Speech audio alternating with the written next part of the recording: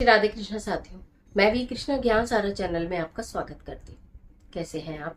आपके अच्छे स्वास्थ्य और सुखद जीवन की मंगल कामना करती हूँ। आपके अपने इष्ट देवों को कोटि कोटि नमन करते हुए, बड़ों को प्रणाम करते हुए वीडियो प्रारंभ करते हैं। साथियों, आज बात कर लेते हैं आपके घर के मुख्य द्वार की। घर का जो आपका दरवाजा है वही आपकी किस्मत के बंद दरवाजे को खोलता है और या फिर किस्मत के दरवाजों को बंद कर देता है। हैरान करने वाली बात है, लेकिन है बिल्कुल सत्य है। तो हमारे घर का मुख्य द्वार कैसा होना चाहिए? मुख्य द्वार पर हम ऐसा क्या कार्य करें कि हमारी किस्मत के दरवाजे सदैव खुली रहे, हम सुखी रहें, संपन्न रहें, प्रसन्न रहें, घर में लड़ाई झगड़ा ना हो, घर में नेगेटिविटी ना हो, घर में मांगलिक कार्य होते रहें। इसके लिए महिलाओं को क्या करना चाहिए? आज की वीडियो में यही जानकारी लेकर मैं आपके बीच में। हमारे घर के अंदर नेगेटिव ऊर्जा और पॉजिटिव ऊर्जा जो भी आती है सब मुख्य द्वार से ही आती है। निश्चित सी बात है, जिस घर के अंदर से सब एंटर करते हैं वो बाहर से बहुत सारी नेगेटिव और पॉजिटिव दोनों ऊर्जा लेकर आते हैं। साथ ही साथ उसी घर के प्रवेश द्वार से हमारे घर में लक्ष्मी और अलक्ष्मी दोनों ही प्रवेश करती हैं। अलक्ष्मी प्रवेश करेगी, नहीं तो लक्ष्मी प्रवेश करेगी। ये हम देखते हैं, ये हमारे हाथ में है कि हमें लक्ष्मी जी को प्रवेश करवाना है या अलक्ष्मी को प्रवेश करवाना है। तो लक्ष्मी या फिर दरिद्रता हमारे हाथ में है। तो घर का मुख्य दरवाजा कैसा करें?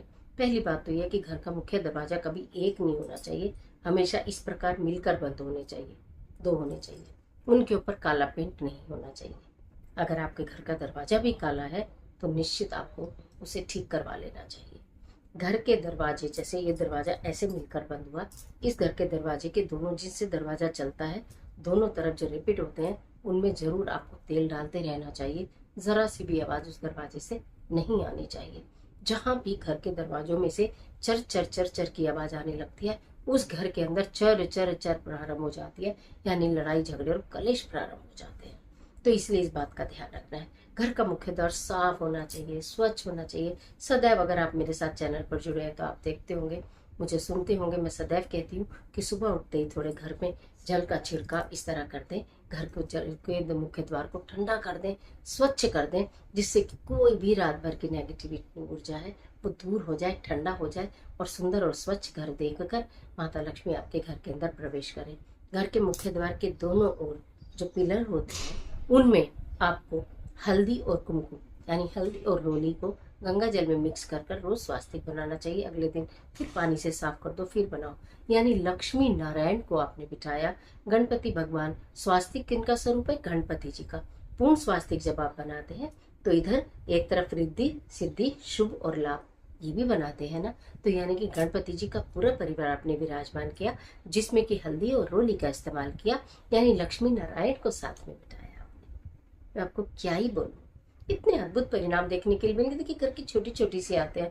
बहुत जगह मैं कितनी जगह देखती हूँ, साउथ में अगर जाए तो घर का मुख्य द्वार बहुत खूबसूरत होता है, बहुत सुगंधित होता है। अगर उसके पास से भी निकलो तो ऐसे भी जा रहे हो तो नजर ऐसे उठती है, अरे वाह कितना सुंदर है, कितना सुगंधित है। हम मनुष्य होकर अगर नजर उठा सकते हैं तो भगवान तो प्रसन्न होते हैं खुशबू से, भगवान प्रसन्न होते हैं स्वच्छता से, सफाई से, शांति से, प्रेम से। तो घर मुख्य द्वार की ओर ये बना लिया आपने। जब भी प्रतिदिन, वैसे मैंने पहले भी आपको एक वीडियो में बताया होगा, आपके घर के मुख्य द्वार में अंदर की तरफ कोई भी एक बर्तन जरूर रखें, उसके अंदर जल रखें, सुगंध डालें। चाहे तो आप उसके अंदर केवड़ा डालें, चाहे तो आप उसके अंदर गुलाब जल डालें, चाहे तो आप उसके अंदर इत्र डालें, चाहे तो आपके उसके अंदर कुछ पुष्प की पंखुड़ियां ही डालें, जरूर रखें। ये लक्ष्मी का प्रतीक माना जाता है। दिया तो आप लगाते ही है, दिया तो आप लगाते ही हैं, लेकिन जल उतनी जल्दी अगर न भी रख पाए तो सोने से पहले जरूर जल रख दीजिएगा और प्रातःकाल उठिए और उसमें अपने आप को देखिए और उसमें से जल लेकर अपने मस्तक पर, अपने ऊपर छिड़किए, अपने को स्वच्छ करिए। घर में जितने भी हैं उनको भी आप छिड़क सकते हैं। घर के मुख्य द्वार पर छिड़किए और दिव्य पौधे जो आपके घर में प्लांट लगे हुए हैं उनमें डाल दीजिए। इस तरह प्रतिदिन करना शुरू करिए। और बात आती है घर से जब बंदा एंटर करे, साफ सुगंधित घर है, हो सकता है रोज बंदरवाल आप ना लगा पाए, हो सकता है रंगोली आप रोज ना बना पाए, लेकिन साफ सुथरा आप कर सकते हैं। फिर हमारी बात आती है पायदान की। पायदान भी काले रंग का नहीं होना चाहिए, कोशिश करिए ग्रीन कलर का पायदान हो।